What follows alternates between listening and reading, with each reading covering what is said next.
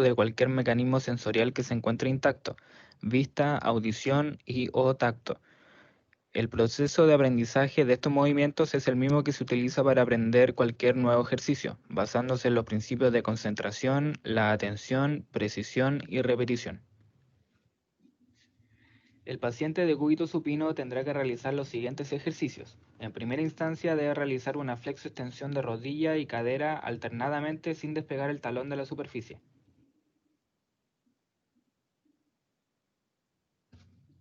En cuanto al segundo ejercicio, el paciente deberá realizar una flexión de rodilla y cadera, y luego una abducción en la misma pierna sin despegar el talón de la superficie.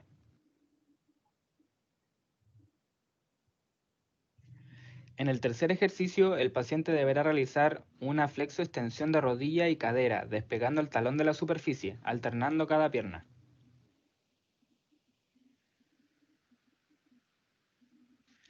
Cuarto ejercicio, el paciente debe realizar una flexo-extensión de rodilla y cadera manteniendo los pies y rodillas pegadas, sin despegar los talones de la superficie. En el quinto ejercicio, el paciente debe realizar una flexo-extensión de rodilla y cadera con los pies y rodillas pegadas, pero esta vez los talones no deben tocar la superficie. En cuanto al sexto ejercicio, el paciente deberá realizar una flexión de rodilla y cadera, mientras que la pierna contralateral debe llevarla a la abducción y aducción respectivamente, alternando cada pierna.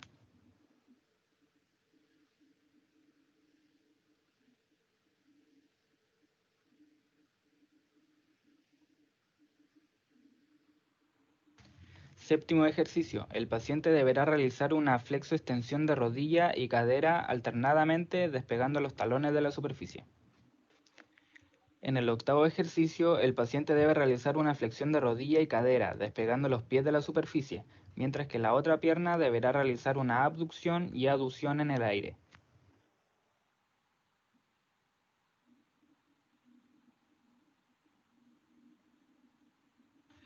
En el ejercicio número 9, el paciente deberá llevar el talón a la rótula contralateral, para luego deslizarla sin despegar el talón por la tibia.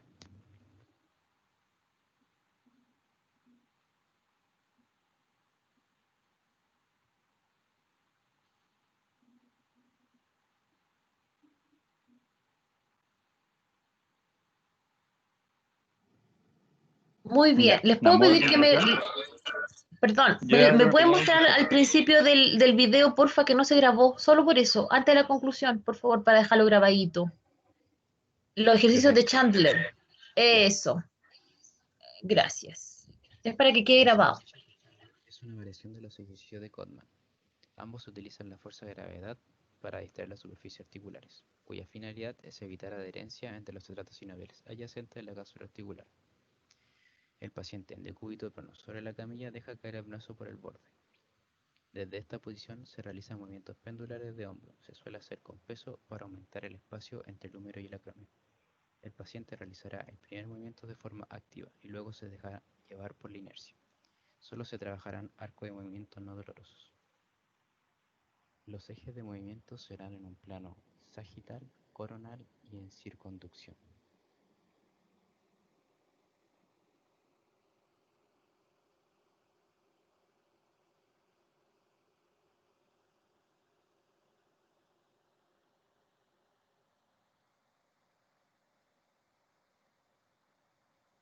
Los ejercicios de ¿Así, profe? Sí, súper. Conclusión ahora. Ya, ahora sí. Ya, con respecto al ejercicio de Chandler, al igual que el ejercicio de Codman, eh, estos ejercicios buscan el mayor estado de relajación muscular y periarticular del hombro. No deja de ser una variante un poquito más perfeccionada de realizar ejercicios pendulares. El ejercicio de Chandler se trabaja en un arco movimiento no doloroso, ¿cierto? Pero a medida que se va aumentando la tolerancia al dolor, se irá incrementando ese arco de movimiento, ¿ya? Y bueno, la facilidad de esta técnica es que su postura es mucho más fácil de mantener, ¿cierto? Es mucho más segura y estable para pacientes de avanzada o con un proceso artrósico, ¿ya? Y con respecto al ejercicio de Frenkel, bueno, son una serie de ejercicios que van a pretender mejorar el control proprioceptivo de las extremidades. Y estos ejercicios van desde la realización de ejercicios muy sencillos, ¿cierto? sin la influencia de la gravedad o sin que intervengan muchos segmentos, digamos, y van a ir evolucionando hasta movimientos y ejercicios un poquito más complejos, ¿ya?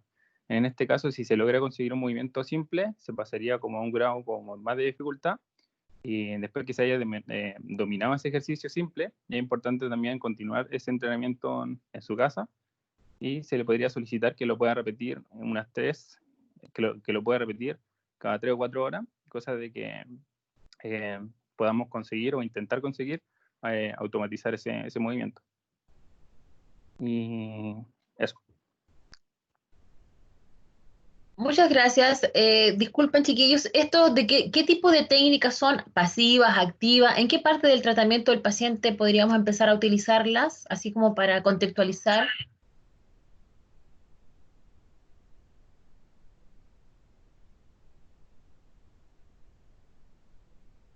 En cuanto a los ejercicios de hombro, ¿cierto? De Chandler, son técnicas activas. El paciente es el que realiza, en este caso, el movimiento. O sea, empieza a realizar el movimiento y después se deja pasar o sea, se deja llevar por la inercia del movimiento. También se le puede pedir al paciente que, en este caso, lo pueda realizar también en su casa, sujetando algún tipo de peso, así que son ejercicios netamente activos. Y con respecto a los ejercicios de Frenkel, considero que podrían ser, dependiendo de la situación del paciente, si es que no tiene mucha dependencia, digamos, el mismo paciente podría, o sea, el mismo tratante podría movilizar los segmentos, cosa de que se vaya como adaptando al movimiento, o si bien, si tiene dependencia el paciente, se le podría enseñar en primera instancia de cómo se realizarlo, para posteriormente lo pueda ejecutar. Eso. Ya, No sé si entonces responde la estaríamos pregunta. en qué parte del tratamiento? Paliativo, correctivo, de apoyo, ¿qué es lo que sería?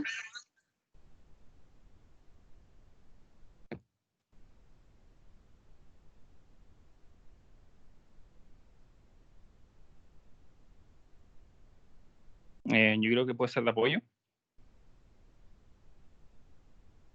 ¿Solo de apoyo o podríamos empezar antes? No, igual antes. Puede ser un ¿Cierto? complemento y también puede ser como tratamiento inicial. Ya, yo creo que desde el tratamiento correctivo en adelante podríamos ocupar estas técnicas porque son bastante protectoras aún, ¿ya? Así que son las primeras técnicas activas, entre comillas asistidas, porque uno en realidad las tiene que, aprender y enseñar al paciente, por lo tanto debería ser desde correctivo hacia adelante. Ya, perfecto.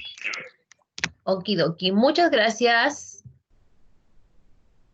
Ok, entonces, bastante bueno el video, me gustó, así que vamos a empezar entonces.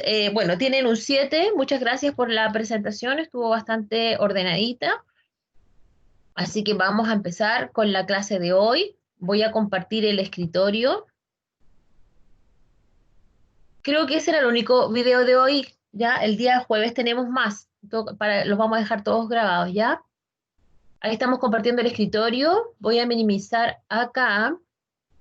Quiero compartir con ustedes, los que no estuvieron en la clase del día jueves, que son la mayoría porque están en otra clase, ¿cierto? Quiero compartir con ustedes, antes de empezar la clase,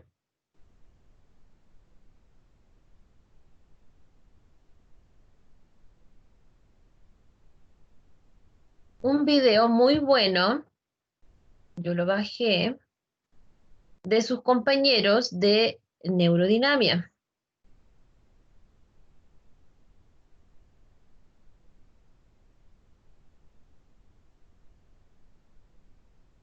Quiero compartir con ustedes la última parte antes de empezar la clase. Y de ahí nos vamos a la clase. Vamos a esperar un ratito, ahí está. Muy bien. Obviamente no vamos a ver toda la clase completa, sino que la última parte me interesa.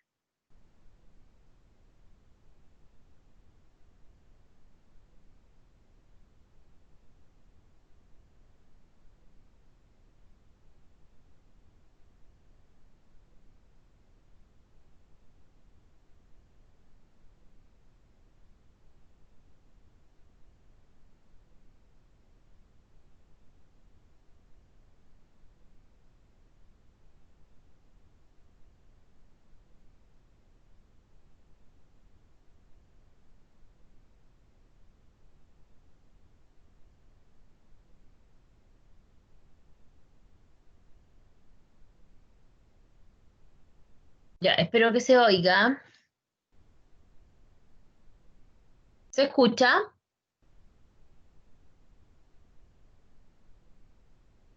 No, profe.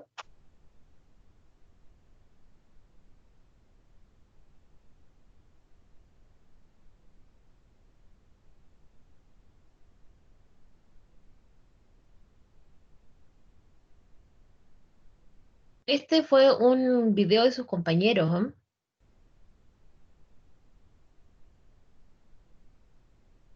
Le subí todo el volumen. ¿Se oye mejor ahí?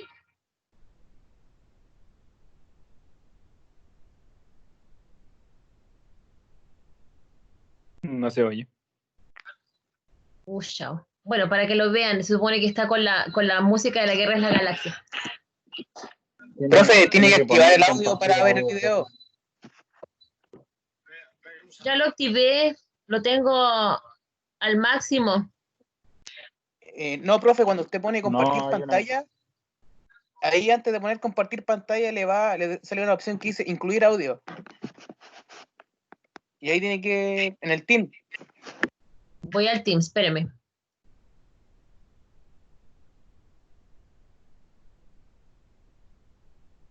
Ya, Nico, voy aquí a compartir pantalla.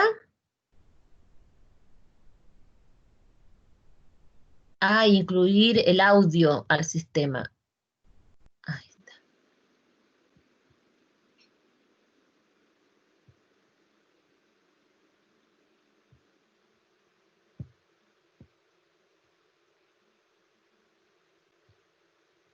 Incluso eliminar algunos de los que tienen su origen ¿Y ahora en se oye? alteraciones o problemas que implican al nervio periférico a lo largo de su trayecto. Sí, ahí sí. Las patologías en las cuales nosotros podemos intervenir con la neurodinamia pueden ser fibrosis, adherencias, radiculopatías, parestesias, síndromes compresivos, síndrome del túnel carpiano, neuralgias, dolor lumbar y ciático, síndrome del piramidal, síndrome del túnel del tarso. Esas son algunas de las patologías más prevalentes de las cuales nosotros podemos abordar con esta técnica. Las contraindicaciones son traumatismo severo, fiebre, mareo, náuseas, fracturas, heridas abiertas, infecciones en la piel, cualquier afectación maligna que afecte a la columna vertebral, infecciones inflamatorias en un proceso agudo y por último lesiones en la médula espinal de carácter severo. Cabe mencionar que la neurodinamia tiene un nivel de evidencia moderado, por lo que se recomienda complementarla a otras técnicas de tratamiento para que éste sea mucho más efectivo en nuestra intervención kinesiológica. Y a continuación les presentamos diferentes ejercicios neurodinamicos, tanto para miembro superior y miembro inferior. Neurodinamia del nervio mediano. Posición del paciente en decúbito supino con las manos al costado. La posición del tratante a un costado del paciente con dirección cefálica. Se posiciona la mano proximal en el hombro del paciente con los nudillos apoyados en la camilla. La mano distal toma la mano del paciente en posición de pistola. Se generan 5 movimientos: inclinación contralateral cervical, separación glenohumeral de 90 a 110 grados, una rotación externa completa de la extremidad, supinación y extensión de muñeca, y para finalizar, extensión completa de codo. Este se repite desde el paso 2 al 5, a modo de tratamiento, desde 5 a 7 veces, dependiendo de la sintomatología del paciente.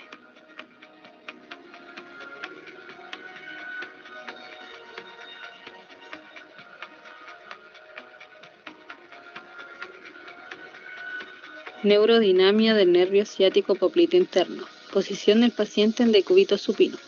La posición del tratante es a un costado del paciente. Se genera una eversión completa del pie, llevando la rodilla en extensión. Se lleva la extremidad en una flexión de cadera. Para corroborar que el nervio está afectado, se aumenta la tensión, generando una rotación interna y aducción de la extremidad. Se le pide al paciente que realice una flexión cervical.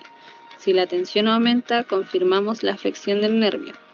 Como tratamiento se realiza esta misma acción de 5 a 7 veces, siempre y cuando el paciente lo tolere. Al momento de que el paciente realiza una flexión cervical, se lleva el pie en una inversión para disminuir la tensión. Al generar la tensión cervical, se lleva al pie en una eversión, aumentando la tensión del tejido, para lograr así la movilización del tejido nervioso.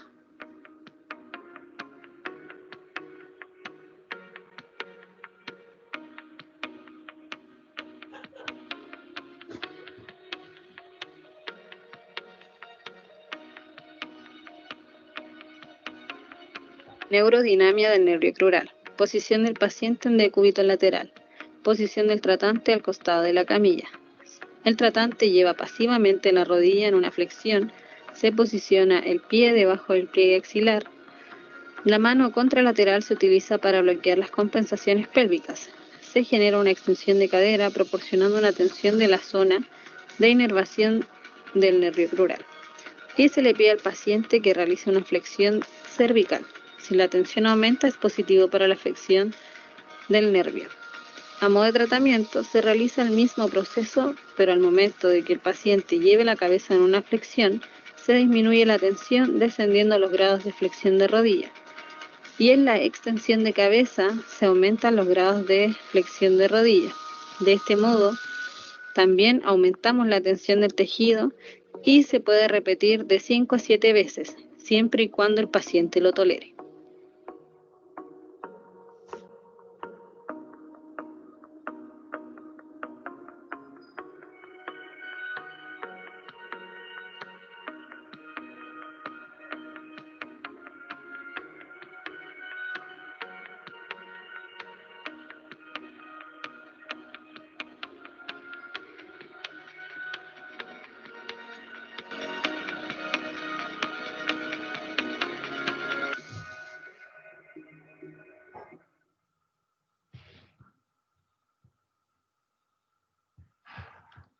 Muy bien.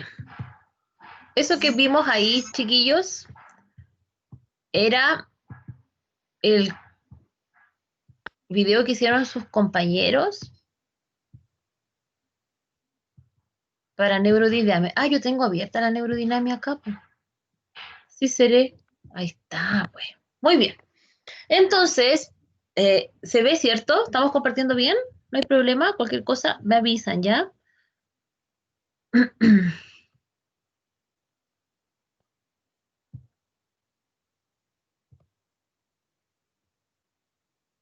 Vamos a escapar. Vamos a poner un poquito más aquí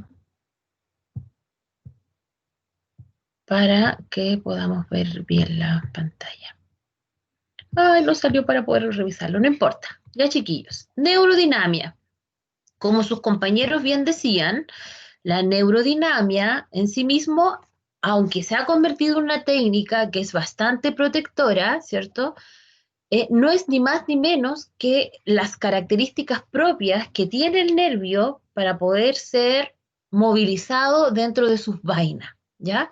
Y de acuerdo a aquello, vamos a revisar hoy día ciertos principios que tenemos que tener en cuenta cuando trabajamos este tipo de tejido, que generalmente es tejido nervioso, ¿ya? Espérenme un segundito, me parece que yo la tenía abierta acá. Si logro abrir esta, me va a gustar más todavía. No, igual nomás. Quería ver si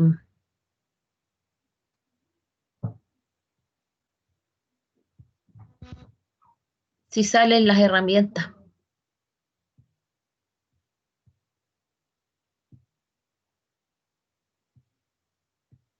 No salen las herramientas. Ya. Ok, sigamos nomás entonces.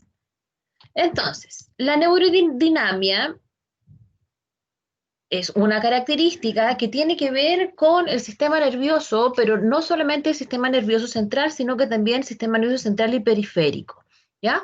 Consta de una característica muy importante que nosotros tenemos que tener en cuenta, que el tejido nervioso es un tejido que mecánicamente, desde el punto de vista fisiológico y desde el punto de vista químico, es un continuum. ¿Qué significa esto? El sistema nervioso central, ¿cierto? Tiene una conexión mecánica a través de las neuronas, ¿cierto? Que le permite la transmisibilidad por todo el sistema y por todo el cuerpo. Ya, esto significa, ¿cierto?, que mecánicamente es un continuum permanente con un feedback que puede ser positivo o negativo, que tiene relación con estímulos aferentes o con estímulos eferentes. Siempre va a estar conectado, ¿ya? Lo otro es que a través de esta mecanicidad o esta tensión mecánica o esta interconexión mecánica, ¿cierto? Es capaz no solo de transmitir, ¿cierto?, los estímulos externos e internos, sino que transmisión de fuerzas y de movimientos que no solamente vienen del sistema neurológico o neuropático, si es que hablamos del sistema periférico, sino que todo lo que sucede alrededor, es decir, todo lo que hay en la periferia. Estamos hablando, ¿cierto?, de toda la capa que lo recubre, estamos hablando del endoneuro, del epineuro, ¿cierto? Que lo que hacen generalmente es esta vaina que genera este movimiento y esta movilidad, que puede ser compresiva o distensiva, dependiendo del movimiento de la fascia que está más externa, y también de la musculatura a la cual va asociada, ¿cierto?, el nervio, el cual está trabajando.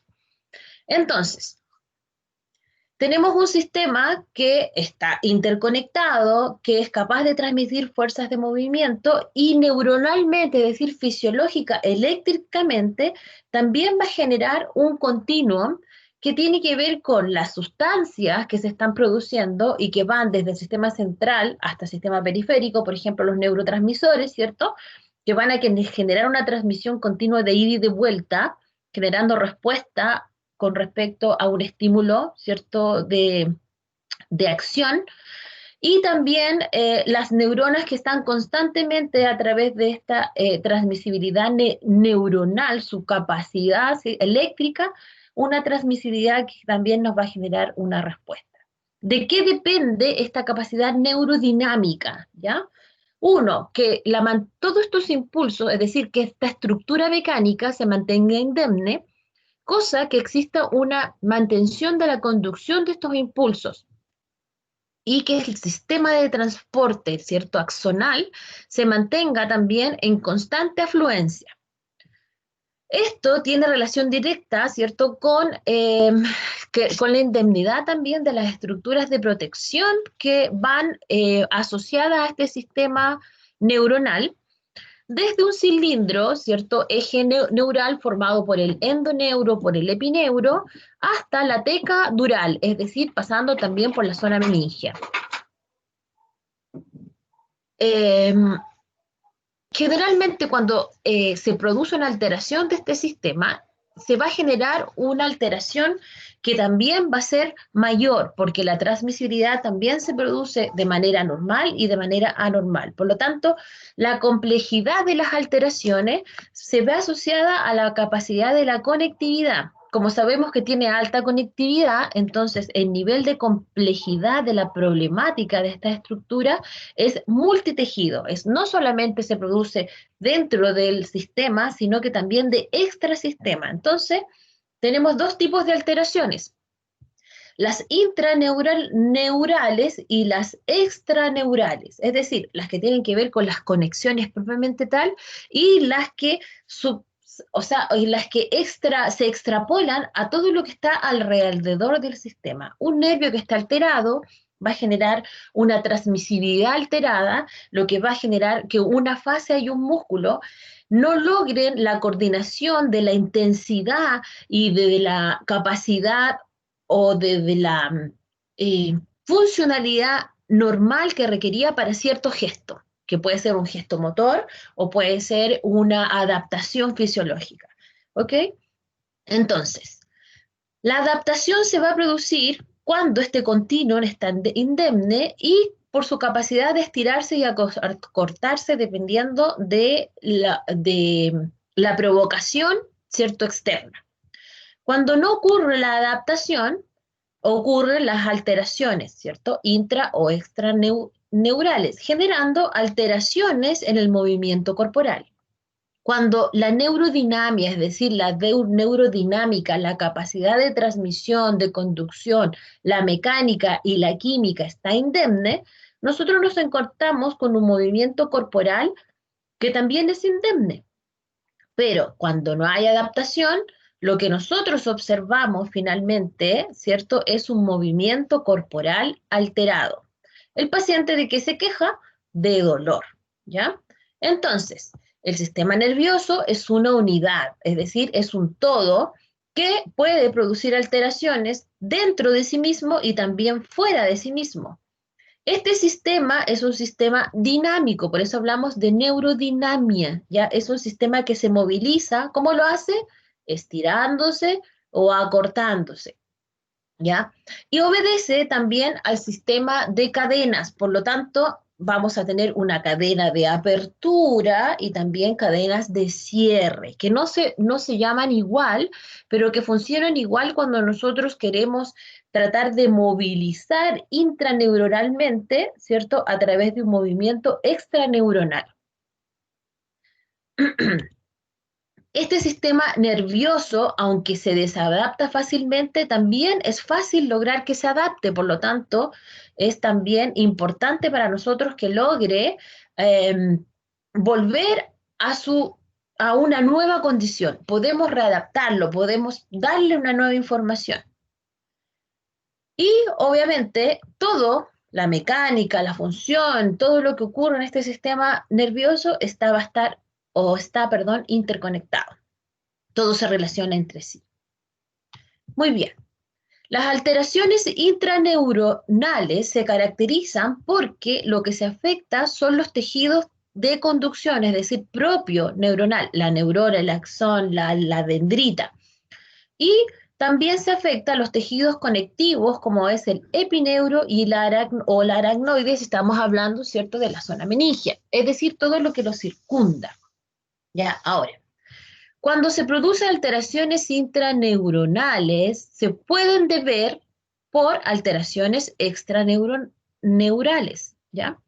O al revés, cuando tengo alteraciones extraneurales, se pueden producir intraneurales. El problema es que cuando ocurre una, sí o sí ocurre la otra. Es decir, se producen al unísono, siempre van juntas. Entonces, cuando tengo una alteración interna, inmediatamente voy a tener una alteración extraneural, que puede ser alteración nerviosa del lecho de la unión, ¿cierto? O afectación de la interfaz mecánica, es decir, una alteración externa. Y aquí hay algo importante que no está, así sí está, alteraciones de irrigación, muy importante. ¿Por qué? Porque los nervios, si ustedes mal lo recuerdan, de biomecánica, se caracterizan porque no están muy bien irrigados. Lamentablemente, la irrigación es pobre. Por lo tanto, su alteración es muy fácil que se produzca dentro del sistema, ¿ya? Entonces, se producen al unísono. ¿Por qué se producen? Generalmente se produce por un trauma. Este trauma puede ser un trauma como lo conocemos, ¿cierto? O por microtraumas. Por ejemplo, movimientos alterados, repetitivos en el tiempo, posturas, todo esto yo sé que a ustedes les suena porque ya lo hemos visto para que vayan interrelacionando dónde podrían hacer estas técnicas, ¿cierto? Espasmos de músculos tónicos, contracciones repetitivas, movimientos repetitivos que van a producir una alteración del par de fuerzas, ¿cierto? Y obviamente, como lo conversábamos recién, alteraciones de irrigación, ¿ya? Y edema, es decir, inflamación, exceso de líquido, ¿cierto? Una alteración del sistema linfático, miren, edema, por lo tanto, alteraciones, ¿cierto? De absorción de líquidos, también me puede servir esta técnica. Y obviamente, ¿cierto? Todo lo que indique o todas las técnicas que me ayuden a aumentar la irrigación, también puedo sumarlas a este tipo de técnicas, ¿cierto? Cuya función principal es mantener o fomentar la sanación de este tejido que perdió su transmisibilidad y conectividad normal. ¿Cuáles son las posibles traumas más comunes, ¿cierto?, que generan alteraciones del sistema nervioso, central o periférico? Primero, como ustedes observan en esta diapo que ven acá, los nervios pasan por muchas zonas óseas, ¿cierto?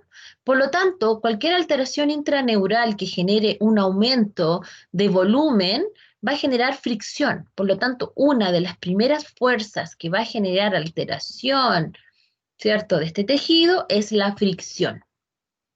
Otra cosa que se puede producir, que es muy común, que por el aumento del volumen o por generación, por ejemplo, de la salida de otro tipo de tejido como un disco, se genere compresión. Puede ser compresión a nivel de raíz, puede ser compresión de un tumor. Ya, yo sé que están pensando, por ejemplo, en un síndrome de opérculo torácico, cuando están viendo esto acá, puede ser por una torsión de la clavícula, puede ser por un músculo subclavio acá que esté muy cerrado, un pectoral menor en esta zona, ¿cierto? Puede ser una fractura cromioclavicular, miren, también pasan nerviecitos por acá, o una fractura de clavícula, una primera costilla ascendida o una costilla cervical. Todo eso me puede producir una compresión a este nivel, ¿cierto? Si llevamos esto a nivel lumbar, ¿cierto? No tenemos estos aspectos, pero observándolo podríamos decir que los procesos compresivos podría ser de herniación, puede ser tumoral, puede ser por una torsión pélvica también, puede ser por una tensión de músculo piriforme, y todas entran en procesos, ¿cierto?, de compresión que tiene que ver con alteración de la capacidad de dinamismo, es decir, alteración de la neurodinámica. Los estiramientos, la capacidad del nervio para estirarse es poca, es un tejido viscoelástico, pero es más visco que elástico, es decir, ¿cierto? Tiene una capacidad de estiramiento, pero que no es tan grande tampoco, por lo tanto, sí puede producirse alteraciones por exceso de estiramiento, que estos sí van asociados a grandes traumas, ¿ya?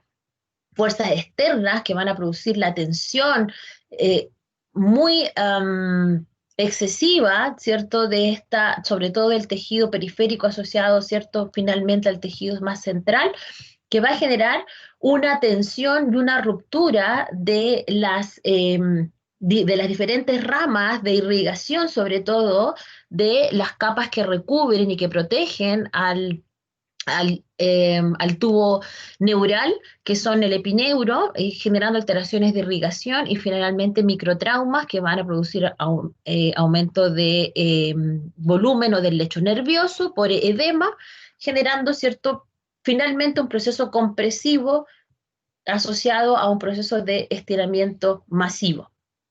Bueno, y cualquier tipo de enfermedad que tenga que ver con una degeneración del proceso nervioso, ¿ya? Degeneración de la conducción, degeneración mecánica, degeneración del tejido, degeneración química, ¿ya? Cualquiera de aquellas.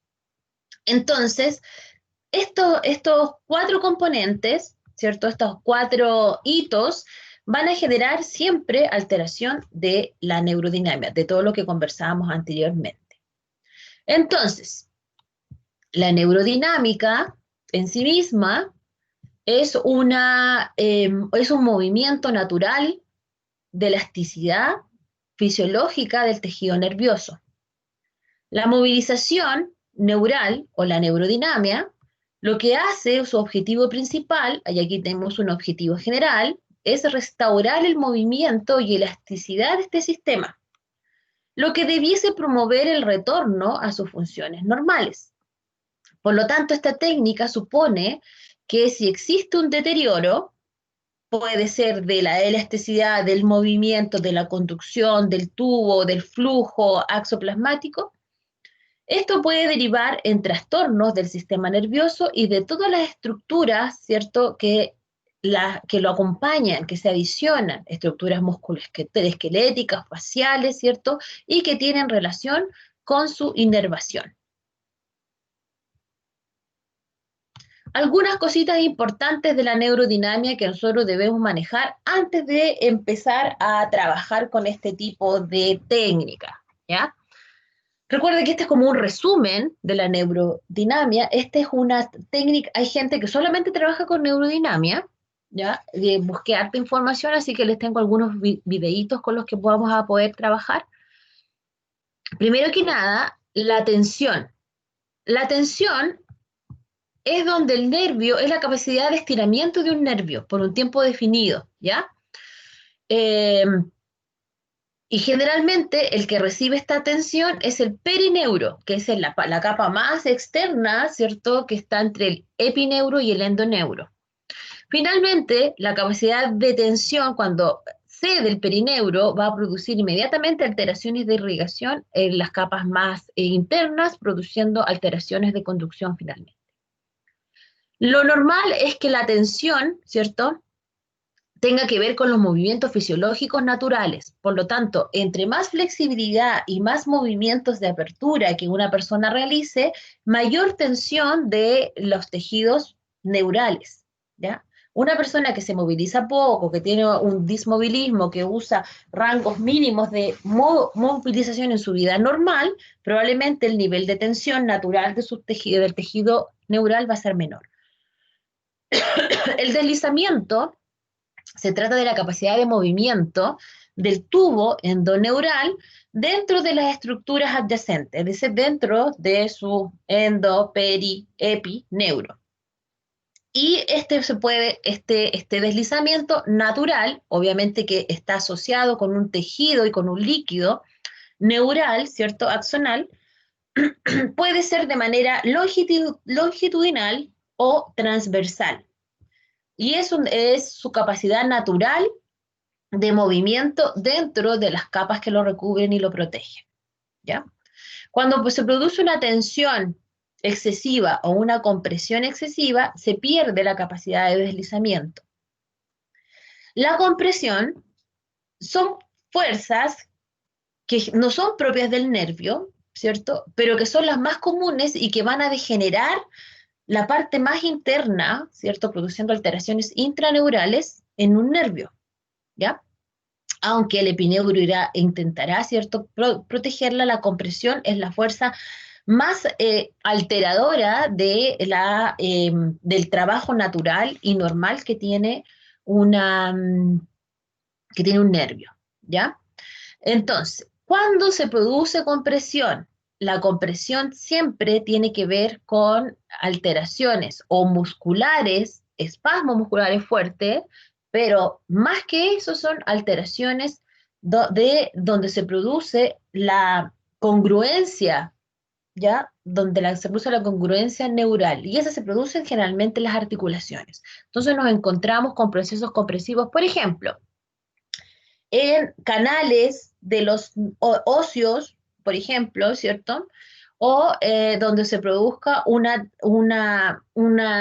entrada de un nervio dentro de un hueso, ya por la parte anterior o por la parte posterior. Por ejemplo, en la mano tenemos, ¿cierto?, un canal acá, a través, donde tenemos un hueso por abajo, pero adentro, por delante un ligamento, que es el transverso, ¿cierto? Y que este nervio entra, que en este caso sería el nervio mediano, entra por acá, pero si se produce una compresión debido al tejido, en este caso ligamentoso, va a generar una alteración del deslizamiento y finalmente una alteración de la conductividad. Entonces la compresión va asociada generalmente a zonas donde haya hueso o a zonas donde debe pasar este nervio por otro tipo de tejidos, que sean obviamente tensibles o que sean compresibles. Ahora, todos estos mecanismos pueden alterar o dañar el nervio, pero ¿por qué lo dañan? ¿Por qué se altera? Generalmente se altera porque el nervio pierde su capacidad de nutrición, es decir, lo que se pierde es la irrigación, ¿ya? Entonces, la mayoría de las problemáticas de todo lo que conversábamos de la mecánica normal tienen que ver con alteraciones de la tensión y deslizamiento por nutrición. Muy bien. ¿Cuándo hacemos ejercicios neurodinámicos? ¿Cuándo lo hacemos? La movilización neural se aplica a todas las patologías que tengan un deterioro, como lo vimos en el video, ¿ya? Neuropatía, generalmente a todos los procesos compresivos que conversábamos, ¿cierto? Entre ellos, por ejemplo, nervio ciático, síndrome de piramidal, radiculopatías, túnel carpiano, alteraciones compresiones de nervio cubital, algunas alteraciones de la columna vertebral por hernia, ¿cierto? Por discopatía, por espasmos de músculos muy profundos, síndromes regionales complejos como son las distrofias simpáticas reflejas, ¿cierto? Que tienen que ver más bien con una alteración de química conductibilidad, neuropraxias postquirúrgica, es decir, que cortamos el nervio, por lo tanto el nervio se altera, ¿cierto? Finalmente porque se ha producido una cicatriz en su conducción, una alteración en su estructura, y otras condiciones como el latigazo, epicondilitis, tendinitis de Kervain, fascitis plantar y hombro congelado, es decir, todo donde se produzca una alteración. Miren acá ¿cierto? Esquema, una alteración de esto. Cualquier cosa que comprima en su recorrido el nervio, ¿cierto? Nos va a generar, ¿cierto? Una alteración de la neurodinamia. Por lo tanto, estos ejercicios son muy generales y aunque son ejercicios que pueden ser asistidos, también son ejercicios muy activos, por lo tanto, sirven para evaluar, como lo vieron en el video, pero también sirven para tratar y también sirven para que el paciente los pueda hacer en su casa como un set de ejercicios, por lo tanto, son muy útiles. Y como ustedes también pueden observar, es muy amplia, ¿cierto?, su posibilidad de patologías. ¿Cuándo no los hago? En caso de fiebre, en caso de cáncer, en caso tumoral, ¿cierto? Alteraciones sistémicas profundas también, donde haya mucha inflamación e irritación, es decir, todo lo autoinmune, hay que tener cuidado con lo autoinmune, pero en general la mayoría de los dolores crónicos andan muy bien con la neurodinamia porque logra fluidificar los tejidos. ¿Se acuerdan de esto? Fluidificar los tejidos es como general pero importante, y esta es una técnica que lo logra con creces. Entonces, ¿qué es la neurodinamia? Es un conjunto de técnicas que involucran la evaluación o la valoración y tratamiento de alteraciones dolorosas, disestesias o alteraciones de sensibilidad y trastornos motores del sistema nervioso periférico y meninges. Antes de eso. Esto se produce por medio de la estimulación mecánica del tejido neural, movilización pasiva, deslizamiento y estiramiento de los nervios, ¿ya? Que son como 3 de las cosas básicas que se repiten en estas técnicas. Y obviamente de todas las estructuras que lo rodean. Otro objetivo, ¿cierto? Todo está escrito como objetivo para que lo vayamos sacando después para nuestro plan de tratamiento que tenemos que hacer. Nos sirve para inducir movimientos de todas las estructuras neuroesqueléticas y neuropáticas que producen respuestas mecánicas sobre el tejido neural.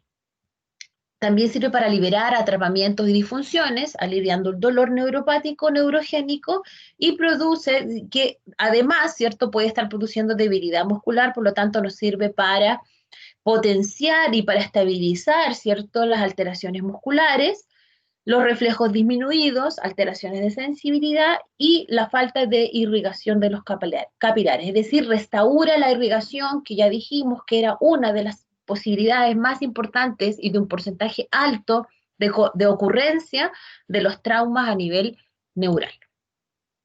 Ahí tenemos, ¿cierto?, un tratante siendo una técnica. Entonces, objetivos. Por medio de esta técnica, logramos evidenciar todas las restricciones de movilidad y su ubicación a través de la evaluación que se realiza con ellas, ¿ya? ¿Qué le permite al fisioterapeuta? Restaurar el balance dinámico, vamos con otro objetivo, por medio de elongaciones, presiones, desplazamientos y tensiones. ¿Qué requiere? Que este pacientito esté consciente, porque él tiene que ayudar a realizar la técnica. Por lo tanto, tengo que enseñársela primero, tengo que decirle cómo vamos a funcionar.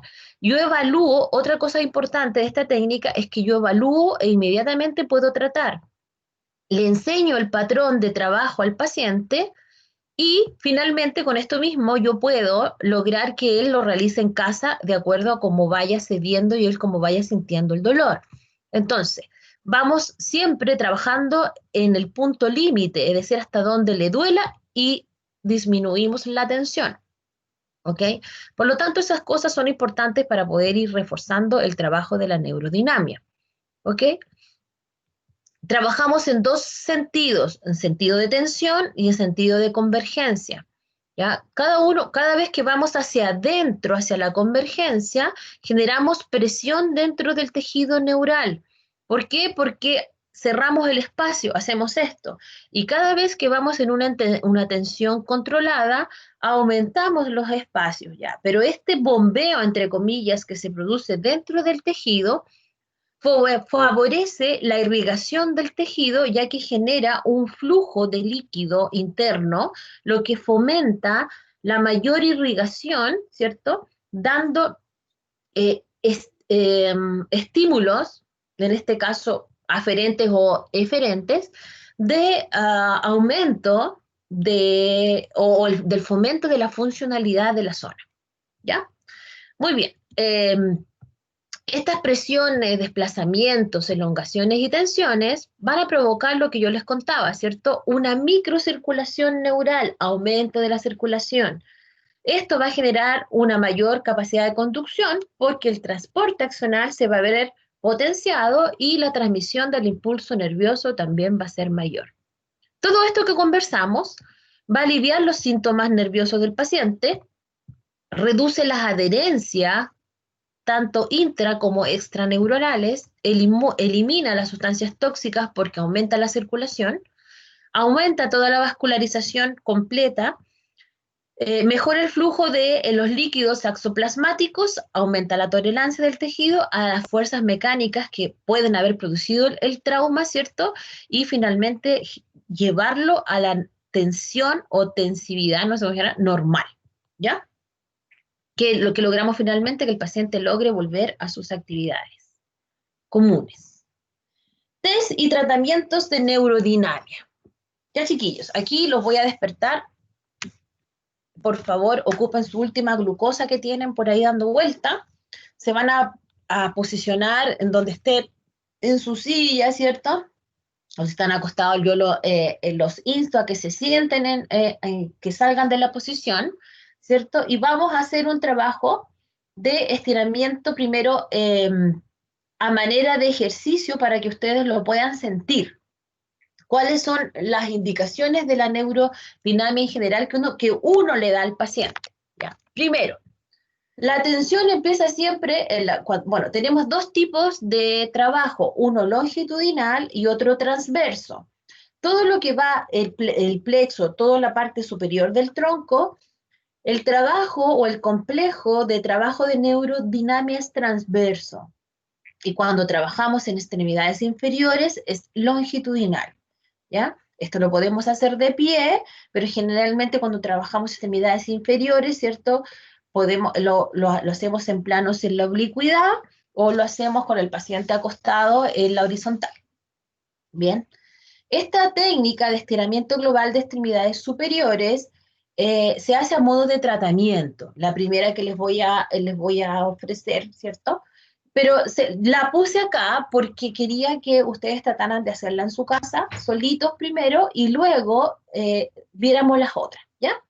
Entonces, pongan sus manos sobre sus hombros, muy bien. Si quieren se pueden mostrar, si no, no. Ahí. Y lo más importante es, la escápula la pegan atrás y la tiran hacia abajo.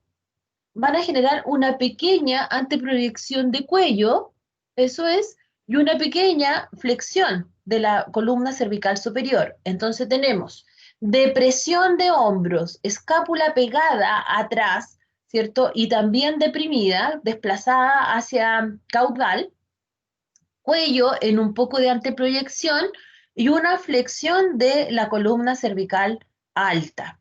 Cuando ya tenemos esta posición, ¿cierto? Salimos en extensión de codo, nos vamos del plano anterior hacia un plano más posterior, generamos una dorsiflexión de muñeca, extensión de dedos y extensión de pulgares. Después volvemos a la posición natural. Volvemos otra vez a deprimir, ¿sí? Me perdí. Ya, Pato, todo de nuevo. Manos sobre los hombros. Manos sobre los hombros. Ya, esto es para ambos brazos y es para producir una disminución de la tensión o compresión del tejido, ¿cierto? En este caso es del plexo cervical, ¿cierto? Plexo braquial. Entonces, bajamos los Cervical y hombros. braquial. ¿Por los dos sirve? Cérvico-braquial, o sea, braquial en realidad porque es ahí desde C4 hacia abajo, ¿ya? Ah, ya, perfecto. Entonces, bajamos, hombros, ¿ok? Aprovechamos que las manos están en los hombros para ayudar a bajar. Deprimimos la escápula, la pegamos contra la pared torácica, las bajamos, la columna cervical baja, va con una anteproyección de cuello, y la columna cervical alta hace una pequeña flexión. ¿Ok? Esta es la primera parte. Si con esto ya tienes tensión suficiente, lo dejas ahí y sueltas. Bajas y sueltas. Cuando tú se lo enseñas al paciente, esta posición es muy buena porque te ayuda como a poder localizar la depresión de los hombros, anteproyectas, así como que se vaya a mirar hacia abajo y flectas un poco la columna cervical alta. Si con esto no te tira, ¿cierto? Extendemos codos, nos vamos un poquito más atrás de la línea media hacia posterior, hacemos una dorsiflexión, una extensión de dedos, mantenemos y soltamos. Y lo hacemos varias veces. Probablemente hay una extremidad que les va a molestar más que la otra si lo hacen bien, ¿ya? Esto, muy bien, dense en el tiempo de poder hacerlo y de sentirlo. Yo, por ejemplo, el lado izquierdo me tira pero millones. ¿Ah? ¿Por qué? Porque yo soy zurda, lo ocupo mucho, por lo tanto tengo una gran tensión facial y muscular asociada también a la compresión neural. Entonces yo debiese hacerlo muchas veces para lograr flexibilizar y eliminar las compresiones y rigidez, ¿ya? Ya, profe, por ejemplo, si no tengo, o sea, perdón, ya tengo tensión al realizar el primer movimiento, ¿no es obligatorio No es realizar el obligatorio. Lo que pasa es que uno se va evaluando, por eso son técnicas de valoración y de tratamiento. Si yo estoy acá, si yo al deprimir los hombros ya siento que me tira, es porque hasta ahí nomás puedo llegar hoy en esta sesión, porque a lo mejor lo tengo tan rígido que no me deja hacer el resto. Pero generalmente al deprimir los hombros, pegar la escápula, llevar la columna cervical baja hacia una pequeña anteproyección, ¿cierto?, de cabeza y hacer esto, yo ya voy a sentir una gran tensión. Entonces, ¿qué hacemos? Podemos hacerlo como tratamiento. Dejo la depresión de los hombros, pero en vez de mirar hacia abajo, voy a sacar la última tensión y lo voy a hacer como lo hicieron ustedes, ¿cierto? En el video, y voy a hacer una flexión y lo puedo acompañar con esto y esto y esto y esto, ¿sí? Entonces, cada vez que yo me cierro, converjo, ¿cierto? Retiro la tensión y ahí aumento la tensión, pero no la aumento completa, ¿ya? Y logro trabajar sin dolor, ¿ya? Si esto no te produce la tensión suficiente, entonces me voy hacia las extremidades, ¿ya? Importante que esto no vaya en la línea media, sino que vaya un poquito más a posterior, porque piensen, el plexo, ¿de dónde sale? Plexo cervical, plexo braquial, perdón, sale por anterior, por lo tanto tengo que estirarlo todo lo que pueda, me tengo que ir un poquito hacia posterior. Y lo mismo cuando yo se lo enseñe a mi paciente, ¿ya? Entonces no va a servir mucho para producir primero una estabilización de la neurodinamia normal transversa. ¿Ok? También existe para extremidades inferiores. No vamos a alcanzar a ver todas las técnicas hoy, pero por lo menos vamos a ver las más que podamos. Bien, vamos al estiramiento y movilización del nervio cubital específico. Este test Se emplea cuando yo tengo una afección del recorrido del nervio o afectación de raíz C8 y T1, es decir, a nivel o raíz de base de cuello. Cuando yo digo tengo un dolor en la raíz de cuello, acá abajo me duele, ¿qué es lo que sale de ahí? C6, C7, ¿cierto? En las cervicales, pero la raíz es C8, T1, por lo tanto podría estar asociada a esa problemática. ¿Qué cosas llegan hasta abajo? Puede ser síndrome de túnel carpiano, puede ser síndrome de Guillain, ¿cierto? Puede ser también compresión del nervio cubital a nivel del codo por compresión indirecta, ¿cierto? Al trabajar también en esa zona, todo lo que tenga que ver con la compresión en el recorrido del nervio me puede producir, ¿cierto?, alteración. Por lo tanto, para todo eso me sirve. ¿Cuál es mi objetivo? Es producir el estiramiento del nervio, generando una retracción y depresión de la cintura escapular. Siempre, sí o sí, para un estiramiento transversal, no vamos a hablar de estiramiento, vamos a hablar de un trabajo, ¿cierto?, de neurodinamia transverso. Lo primero que voy a hacer es deprimir la cintura escapular. Es la primera tensión que yo realizo. ¿Por qué? Porque esto es la primera tensión que se va a generar en la zona de plexo. ¿Ya? Si yo no hago esto, cualquier cosa que yo haga después hacia la zona distal no me va a servir. Entonces, todas las movilizaciones de nervio cubital, de nervio mediano y de nervio radial, todas van con depresión y retracción de la cintura escapular. Después que hagamos la depresión, esto se hace para evaluar, ¿ya? Vamos a evaluar extensión y rotación externa de hombro. Entonces lo vamos a llevar hacia atrás y vamos a llevarlo en rotación externa de hombro. Vamos a hacer, me voy a poner acá para que puedan ver, vamos a hacer una flexión de codo, puede estar supinado o pronado, ¿cierto? El antebrazo. Lo vamos a supinar porque así nos aseguramos que hay una tensión por supinación del nervio cubital. Extensión e inclinación radial de la muñeca, la llevamos hacia atrás, ¿cierto? La llevamos hacia radial. Extensión de dedos con inclinación y rotación, ¿cierto? Extensión de los dedos, ¿por qué? Porque la zona cubital, recuerden que también lo podemos poner así, y podemos hacer este gesto, produciéndose una tensión inmediata, de eso yo ya lo estoy sintiendo, ¿cierto? En el nervio cubital. Importante, generar la depresión, ¿cierto? Generar la flexión, la supinación y finalmente generar la tensión. ¿Ok? Esto es. Como el nervio cubital trabaja por anterior, yo lo levanto y hacia la rotación interna, porque es interno, entonces yo lo llevo a hacer una rotación externa hacia afuera. ¿Ok? Y lo termino para evaluar, ¿cierto? Haciendo una inclinación con rotación cervical mirándome el hombro contrario, ¿ok? Y eso va a aumentar de manera tal la tensión, ¿cierto?, que el paciente se va a quejar de dolor. ¿Qué hago cuando ocurre aquello? Disminuyo la última parte, que es la inclinación con la rotación, ¿ok? Ya. Si aumentan los síntomas, ¿cierto?, debemos inmediatamente hacer el alivio de la provocación. También hacemos una palpación asociada hacemos esta técnica de evaluación e inmediatamente vamos a palpar. ¿Qué palpamos?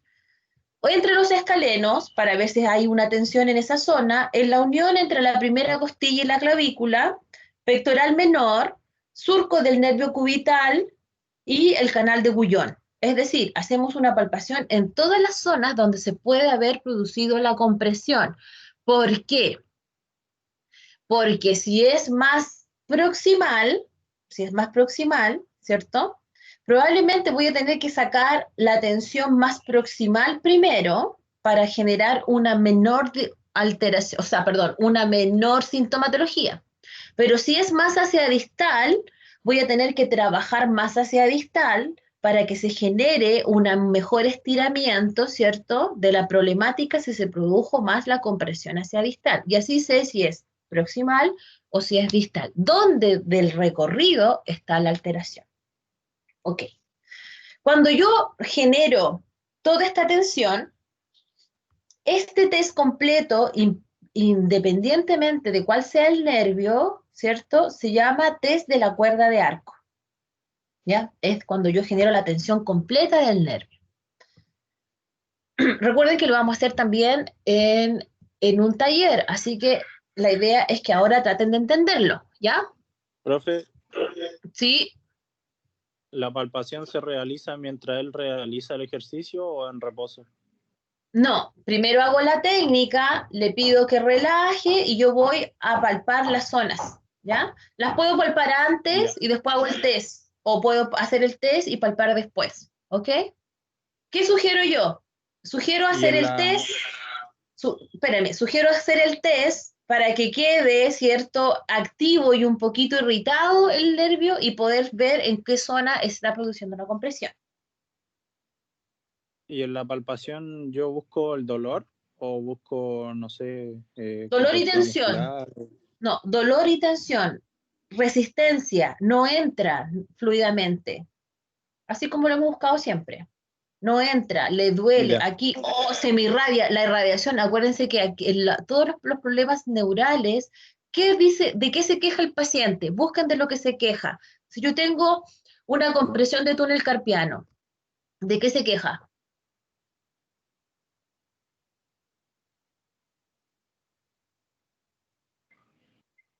¿Cómo? ¿De qué se queja un paciente, por ejemplo, con compresión del nervio mediano? O de cualquier nervio.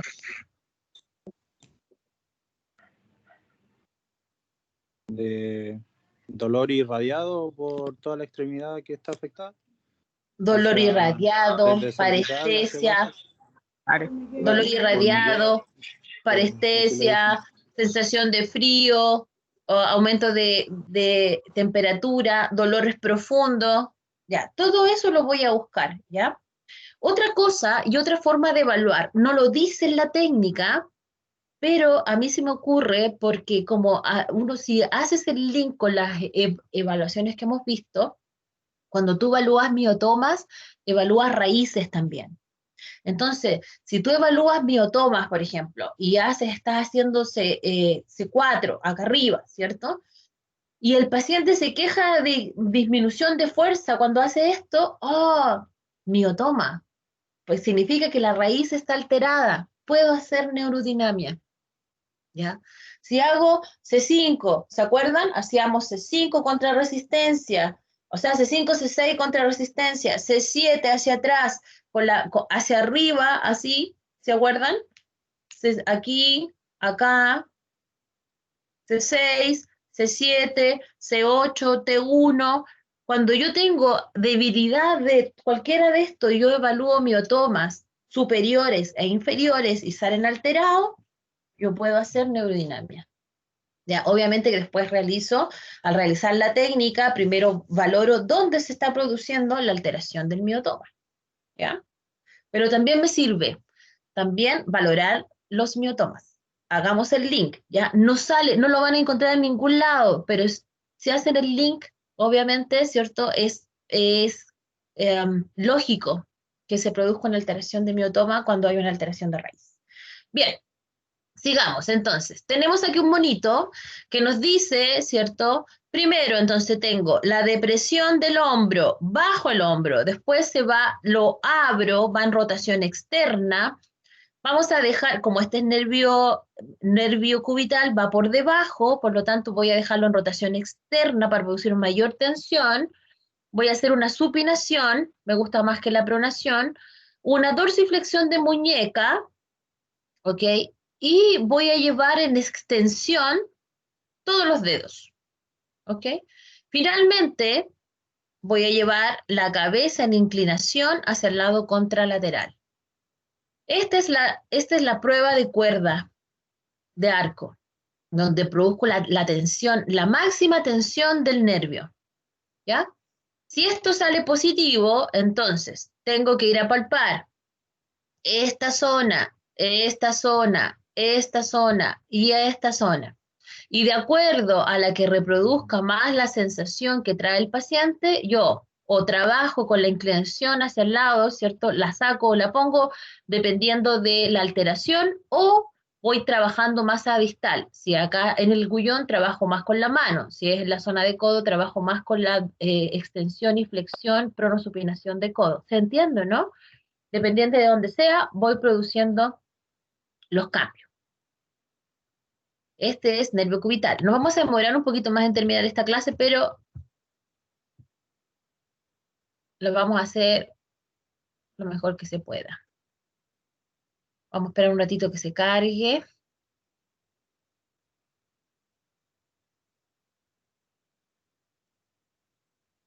No sé si quedó pegado. Aquí está. Entonces, tenemos aquí nervio cubital. Yo creo que ahora se va a oír. Movilización del nervio cubital. ¿Se oye, cierto? Paciente de cúbito supino con los brazos al costado del cuerpo. Sí. Terapeuta, de pie Sí. a un costado del paciente mirando en dirección cefálica. La mano proximal contacta con la palma la cara superior del hombro del paciente apoyando los nudillos sobre la camilla. La mano distal toma la mano del paciente contactando su pulgar con el dorso de la mano. Posición de inicio con pronación de antebrazo. Esa es supinación, se equivocó el chiquillo. Extensión de muñeca, flexión de codo, rotación lateral glenohumeral, separación glenohumeral. Se repiten los puntos del 1 al 4 y se mantiene el movimiento de una articulación según sintomatología del paciente.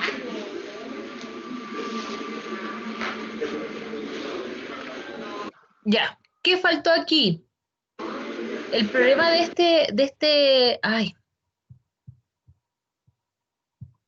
el problema de este video es que este chiquillo, Glenohumeral. nunca le pidió a la paciente generar la inclinación con la rotación de la cabeza, pero estaba muy bien hecho, muy bien ejecutado esta otra parte, pero no se olviden que yo finalmente para poder producir la tensión completa tengo que generar una inclinación con rotación, mira, que el paciente se mire el hombro contrario y tengo que jugar con eso. Entonces, si yo quiero producir la convergencia, cuando yo voy hacia arriba, aquí a ella yo le pido que la cabeza venga hacia acá, porque estoy cerrando. Y cuando yo voy hacia afuera, le pido que lleve ella la cabeza hacia afuera, ¿ya? Porque estoy abriendo. ¿Ok? Entonces, faltó esa parte para que fuera topísimo este video, pero nos sirvió para poder entender, ¿cierto?, la movilización del nervio cubital. Bien. Sigamos. No quiere, se quedó pegado. Espérense un ratito. Ahí está. Nervio mediano. El nervio mediano, lo mismo que el nervio cubital, se sigue la primera parte del protocolo igual, ¿cierto? Vamos a deprimir la cintura escapular con retracción de ella hacia atrás, ¿cierto? Pero esta vez vamos a generar una extensión y rotación externa de hombro, perdón, una extensión con rotación externa de hombro, extensión de codo, supinación de antebrazo, extensión de muñeca, extensión de dedos e inclinación y rotación cervical hacia el lado contrario. La mano, el brazo, la extremidad debe pasar la línea media hacia posterior. ¿Ya? ¿Para qué? Para que genere la tensión que requiero. ¿Ok? Tengo que palpar. ¿Qué zonas tengo que palpar? Escalenos nuevamente, clavícula y primera costilla, el pectoral menor, pronador redondo en esta zona, ¿cierto? El túnel carpiano, porque son las zonas donde se produce la compresión del nervio mediano, ¿ya? Entonces tengo que buscar también los puntos de tensión. Nervio mediano se palpa también en la parte interna del tendón del bíceps, ¿sí? Y en la parte interna del brazo, sobre todo en la extensión del codo. Entonces, tenemos varias zonas que podemos hacer la palpación y aplicamos el test de la cuerda de arco que se hace como lo conversábamos anteriormente. Aquí tenemos, ¿cierto?, el monito. Cambia con respecto al otro porque se va, como el nervio mediano va por interno, pero después sale hacia afuera, tenemos que pasar la línea media. Palpamos, ¿cierto? La zona de, otra vez, ¿cierto? Escalenos, pectoral menor, podemos palpar también un poco la zona axilar, que puede producir una compresión por el nervio, perdón, por el músculo tricipital. Hacemos la extensión del codo, vamos por la parte interna, ¿cierto? Del tendón bicipital, ¿cierto?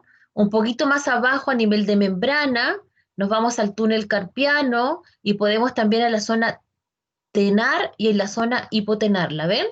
¿Ok? Son zonas de palpación.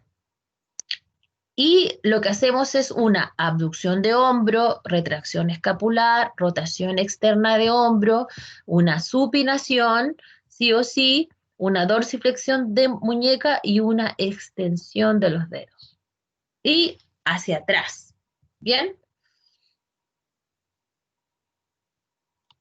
Aquí tenemos, ¿cierto?, estiramiento y movilización del nervio mediano. Vamos a ver cómo nos va con este caballero. Esto está más calladito, sí, él. Y os voy a mostrar cómo realizar la puesta en tensión del nervio mediano. Paciente cerca de la camilla. Depresión. Esa técnica también es buena. Mire, usa su propio cuerpo. Con el codo hace la depresión. Deja libre la otra mano.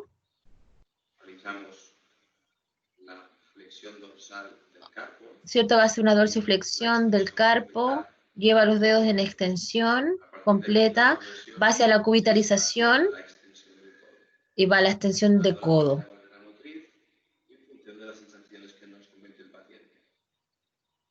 También podemos aumentar la tensión de este nervio mediano con la inclinación homolateral. Y ahí le está pidiendo, ¿cierto? Aquí él está mucho más conectado con su paciente y ahí le está pidiendo la inclinación, está haciendo la prueba de arco, ¿cierto? Y para el tratamiento se juega con las tensiones. Miren cómo hace ahí. Y aquí lo que hacemos, en vez de hacer la puesta en tensión, es un deslizamiento.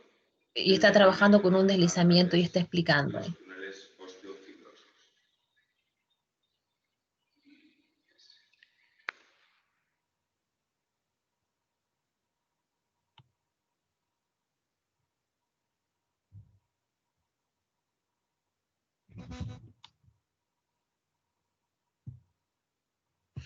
Bien, nervio radial. El nervio radial es raíz nerviosa C6. Produce o reproduce dolor de hombro en el codo. También puede producir alteraciones de túnel o enfermedad de Guerbain, que es la más común, más que túnel. Para alargarlo o elongarlo, se hace la depresión escapular nuevamente, adopción, y esta vez, ojo, rotación interna de hombro. Hasta las otras dos las hacíamos con rotación externa de hombro. ¿Por qué? Porque el nervio radial va por fuera, entonces tenemos que tensarlo llevando todo hacia adentro. Se hace una extensión de codo, pronación de antebrazo, flexión de muñeca y dedos, inclinación cubital de la muñeca. Entonces, en el fondo, lo que hacemos es deprimir el hombro y hacemos esto así. Espero que se vea, ¿cierto? Y lo estamos llevando hacia radial, ¿ok? Y lo llevamos hacia anterior, no hacia posterior, porque el radial disminuye la tensión hacia posterior. Lo llevamos hacia anterior. ¿Qué palpamos? Músculos escalenos nuevamente, primera costilla y pectoral menor, el canal de torsión del nervio radial por posterior, acá en la zona de codo, la cara anterior del radio, músculo supinador y la tabaquera anatómica. Nos vamos por el supinador y la tabaquera anatómica. Nos vamos por este lado, ¿ok? Miotoma C6 es el que se ve más alterado. Y también tenemos que valorar, se nos había olvidado aquello, hay que valorar siempre las articulaciones, porque una restricción articular crónica puede estar produciendo una alteración neural también, ¿ya? Y nos puede confundir con los hallazgos. Muy bien, entonces, tenemos de nuevo la depresión del hombro, inclinación de cabeza al lado contralateral, pero esta vez el bracito, ¿cierto?, se va a ir en rotación interna de hombro, extensión de codo, flexión palmar de la muñeca, flexión de dedos, ¿cierto? Y una pronación completa radiocubital. ¿Qué hacemos aquí? Hola, soy Antonio Riera, fisioterapeuta, y os voy a enseñar la puesta en tensión del nervio radial y su utilidad clínica en las epicondilitis crónicas. Para hacer la puesta en tensión a nivel diagnóstico, hacemos una flexión del primer dedo y de los siguientes cogiéndolo. Mete el dedo pulgar dentro de los otros, borde de camilla, usa su propio cuerpo, ¿cierto? En una posición muy cómoda para producir la depresión. Genera una ondulación para destensar primero y luego va a producir la tensión. Se dan cuenta que el brazo bajó y va más por anterior que por posterior, usa su pierna también para producir la tensión y el apoyo, y ahí va hacia abajo. Y flexión del canto. Le podemos pedir a la paciente la inclinación contralateral cervical. Y ahí le pide la inclinación cervical. Indicación clínica de cara al diagnóstico de las epicondilitis: si durante la puesta en tensión el paciente prefiere molestia leve y al aumentar la tensión desde el hombro, desde la mano o desde las cervicales, aumenta la sintomatología a nivel del epicóndilo, podemos sacar como conclusión que el tejido nervioso, la rama del nervio radial, a su paso por el epicóndilo, aumenta la transmisión del dolor, ya que la tensión cervical de la mano revela más dolor. Muy bien. Entonces ahí él aplicó, incluso buscó las alteraciones que tienen que ver directamente, ¿cierto?, con el epicóndilo, y dijo, si duele más el epicóndilo, usamos más la mano que el cuello, ¿ya?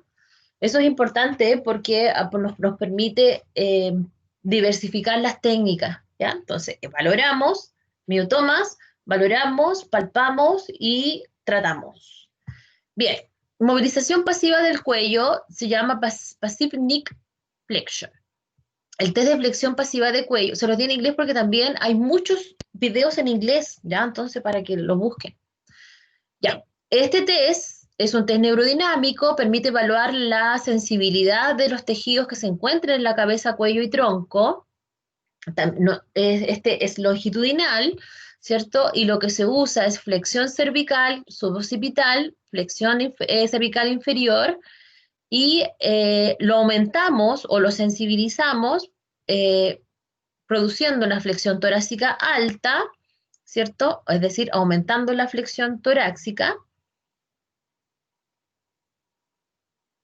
Y podemos también elevar la pierna recta o una flexión de rodilla en el caso de más sintomatología a nivel cérvico-torácico. Entonces, este test neurodinámico, hacemos flexiones, le agregamos una flexión torácica alta si lo queremos aumentar, ¿cierto? Y si queremos corroborar si es más torácico que cervical, elevamos la pierna produciendo una flexión de rodilla en la contralateral. Entonces aquí tenemos el test. Y aquí tenemos cómo se realiza. Les busqué hartos videitos porque son esto, cuando uno lo habla no es lo mismo que cuando lo ve. ¿Ya? Vamos a adelantarlo un poquito.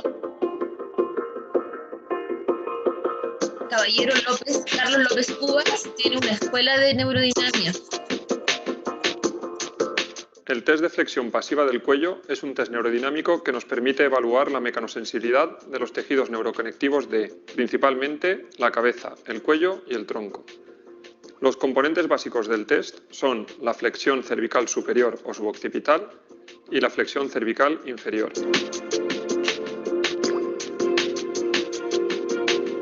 Si al hacer ese gesto produce dolor, si al hacer solo el gesto de columna cervical superior e inferior y hacemos dolor, solamente generamos tensión a ese nivel, ¿ya?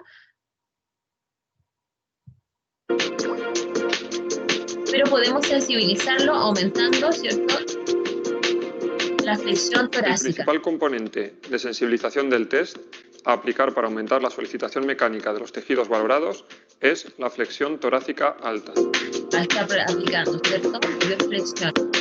Y se hace también para tratamiento. La diferenciación estructural para relacionar la mecanosensibilidad neural con los síntomas del paciente reproducidos con el test neurodinámico se realiza si previamente hemos añadido una elevación de la pierna recta mediante la flexión de esta rodilla, en el caso de sintomatología a nivel cérvico-torácico. Si aumentan con la rodilla extendida, es torácico. Si disminuye al bajar la pierna, es torácico. A eso se refiere. ¿Ya? Muy bien. Nervio ciático.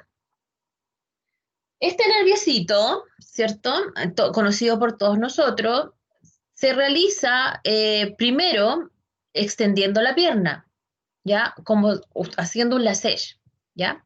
Y podemos hacer que él realice una contracción resistida al tratar de elevarla contra resistencia, y se aumenta, ¿cierto?, el rango de movimiento. El problema es más de isquiotibial que un problema de nervio ciático propiamente tal. Entonces nos sirve como diagnóstico diferencial.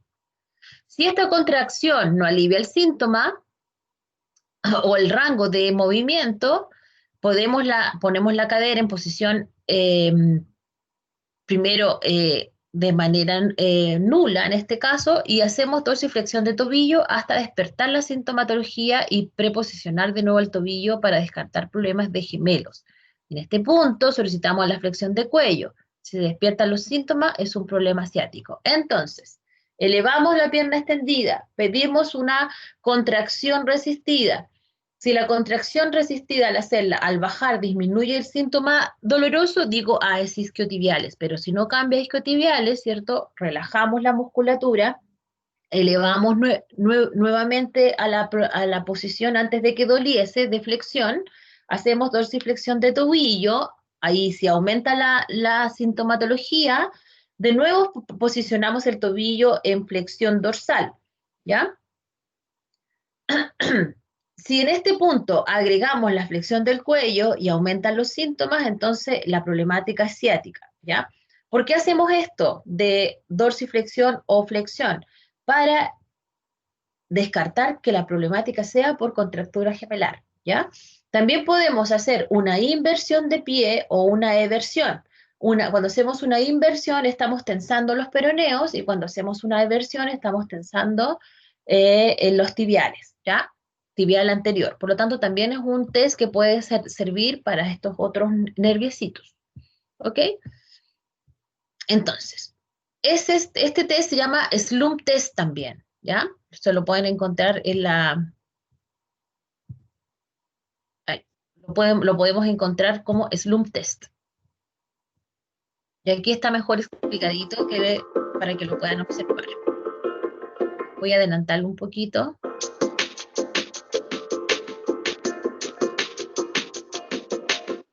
Sensibilidad de los tejidos neuroconectivos de la cabeza, cuello, tronco y miembros inferiores.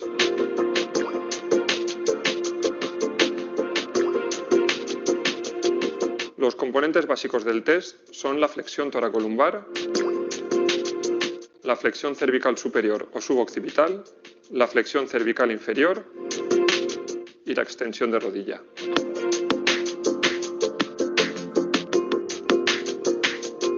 Los componentes de sensibilización del test a aplicar para aumentar la solicitación mecánica de los tejidos valorados son la flexión contralateral toracolumbar, la aducción y rotación interna de cadera,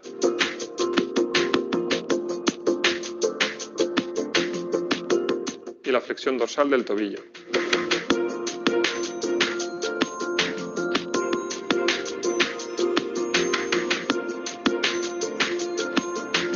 La sensibilización, atendiendo a las diferentes estructuras nerviosas que llegan al pie, se realiza mediante la eversión de tobillo y pie para el nervio tibial,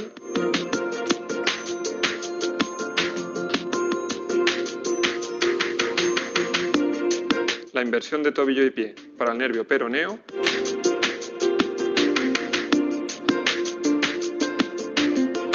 o el varo y flexión dorsal del tobillo para el nervio sural.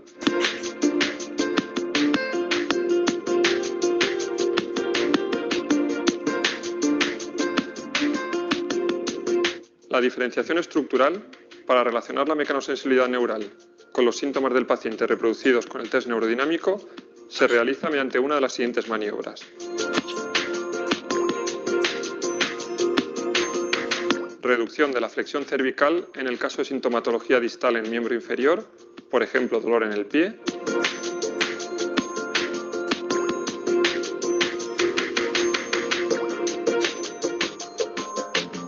Reducción de los componentes de sensibilización del tobillo, principalmente la flexión dorsal, en el caso de sintomatología proximal, por ejemplo, en zona torácica o cervical.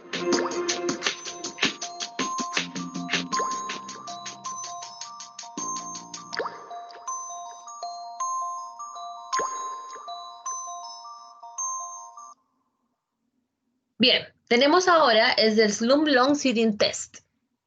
Ustedes ya lo conocen como Long Sitting Test, ¿cierto? Que es las piernas extendidas.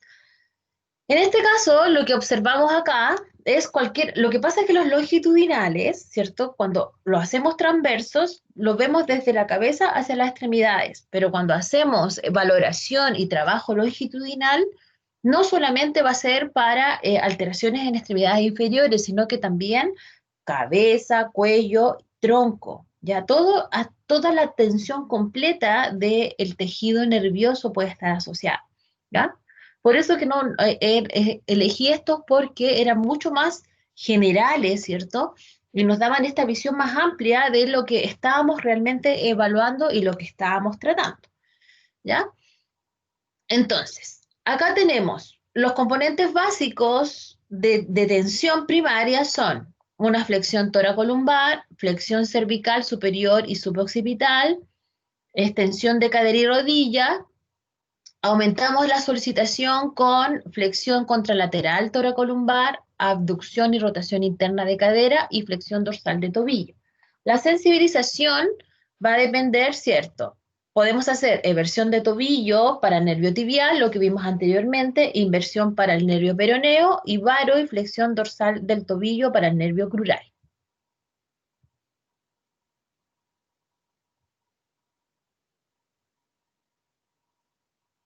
Este se llama Long Sitting Test.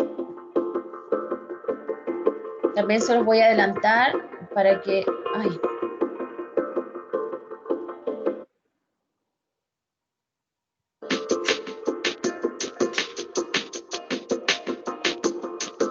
El test de SLAM sentado en plano es un test neurodinámico que nos permite evaluar la mecanosensibilidad de los tejidos neuroconectivos de la cabeza, cuello, tronco y miembros inferiores. Los componentes básicos del test son la flexión toracolumbar, la flexión cervical superior o suboccipital, la flexión cervical inferior, la extensión de cadera y la extensión de rodilla. Los componentes de sensibilización del test a aplicar para aumentar la solicitación mecánica de los tejidos valorados son la flexión contralateral toracolumbar, la aducción y rotación interna de cadera y la flexión dorsal del tobillo.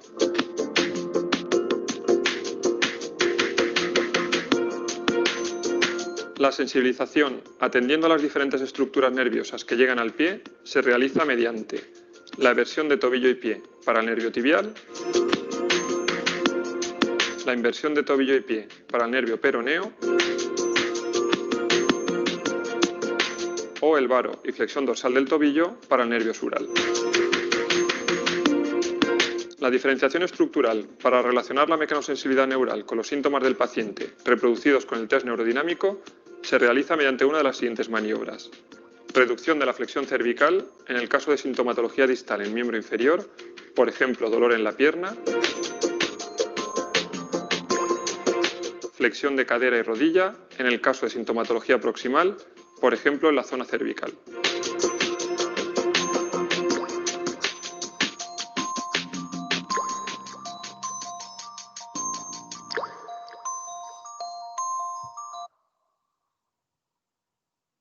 Ok, acá tenemos el mismo slump test, pero de cúbito lateral.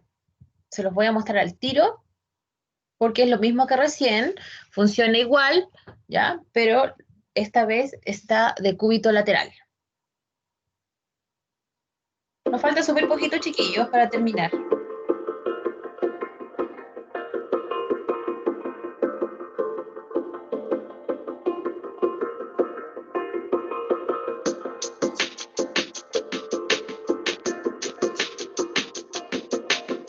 El test de SLAMP en decúbito lateral es un test neurodinámico que nos permite evaluar la mecanosensibilidad de los tejidos neuroconectivos de la cabeza, cuello, tronco y miembros inferiores. En esta posición de base podemos evaluar los nervios periféricos dependientes de plexo lumbar o plexo lumbosacro, mediante una modificación de los componentes en el miembro inferior. Los componentes básicos del test son la flexión toracolumbar, la flexión cervical y la extensión de cadera. Los componentes de sensibilización del test a aplicar para aumentar la solicitación mecánica de los tejidos valorados son, para los nervios dependientes del plexo lumbar, la flexión de rodilla y aumento de la extensión de cadera para el nervio femoral,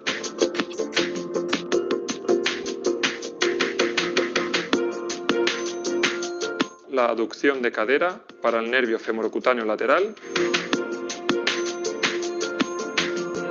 o la abducción de cadera para el nervio obturador.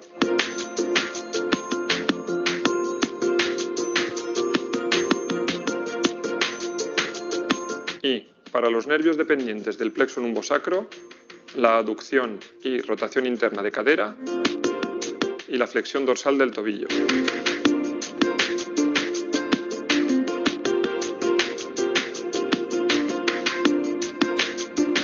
La sensibilización, atendiendo a las diferentes estructuras nerviosas que llegan al pie, se realiza mediante la eversión de tobillo y pie para el nervio tibial, la inversión de tobillo y pie para el nervio peroneo o el varo y flexión dorsal del tobillo para el nervio sural. La diferenciación estructural para relacionar la mecanosensibilidad neural con los síntomas del paciente, reproducidos con el test neurodinámico, se realiza mediante una de las siguientes maniobras. Reducción de la flexión cervical en el caso de sintomatología distal en miembro inferior. Este componente es aplicable en caso de mecanosensibilidad de los nervios periféricos dependientes tanto del plexo lumbar como lumbosacro.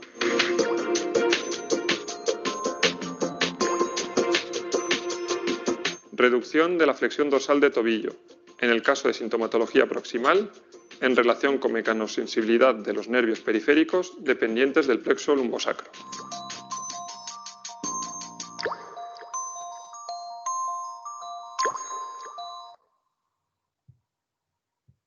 Muy bien, nos queda el Strength Leg Raise, ¿ya? Que es más que nada para observar alteraciones, ¿cierto?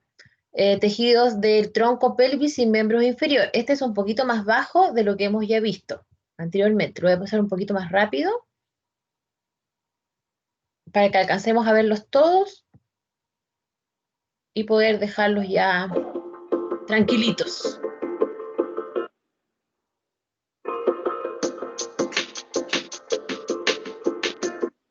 De la pierna recta es un test neurodinámico que nos permite evaluar la mecanosensibilidad de los tejidos neuroconectivos de, principalmente, el tronco, la pelvis y los miembros inferiores.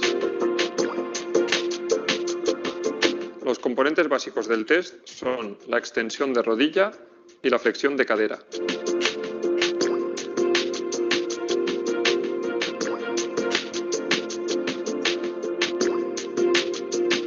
Los componentes de sensibilización del test a aplicar para aumentar la solicitación mecánica de los tejidos valorados son la flexión contralateral toracolumbar, la aducción y rotación interna de cadera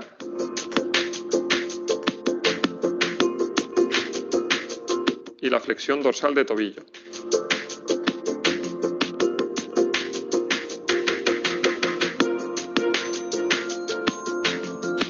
La sensibilización, atendiendo a las diferentes estructuras nerviosas que llegan al pie, se realiza mediante la eversión de tobillo y pie para el nervio tibial, la inversión de tobillo y pie para el nervio peroneo o el varo y flexión dorsal del tobillo para el nervio sural.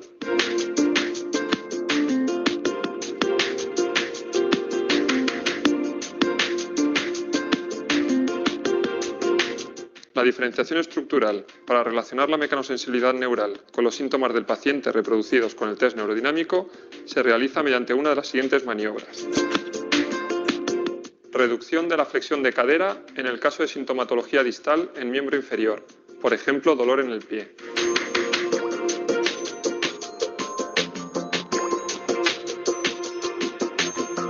Reducción de los componentes de sensibilización del tobillo, principalmente la flexión dorsal, en el caso de sintomatología proximal, por ejemplo, en zona lumbar o pelvis.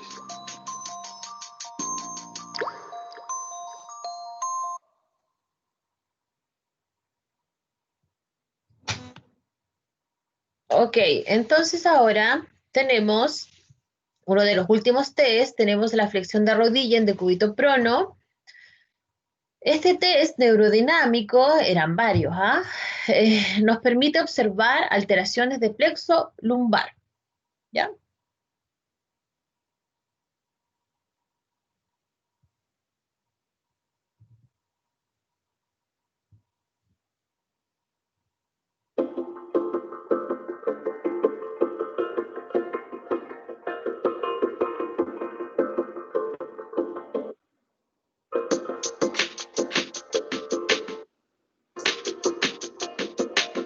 El test de flexión pasiva de la rodilla en decúbito prono es un test neurodinamico que nos permite evaluar la mecanosensibilidad de los tejidos neuroconectivos del tronco y los nervios periféricos dependientes del plexo lumbar, principalmente el nervio femoral. El componente básico del test es la flexión de rodilla.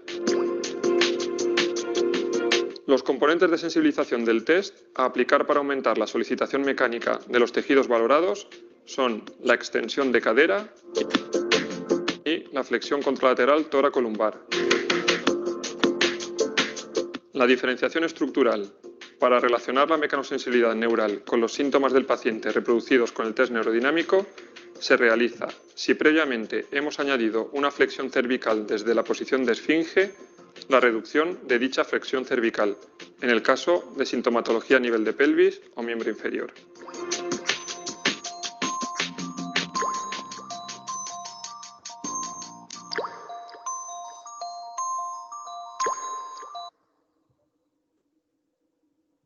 Ok, y les voy a dejar este regalito del mismo caballero, Carlos López Cubas, que tiene en España, ¿cierto?, un centro de neurodinamia y donde nos muestra ejercicios que el paciente puede realizar en casa, ¿ya? Así que se los voy a subir para que ustedes lo puedan observar, lo puedan revisar con mayor tiempo.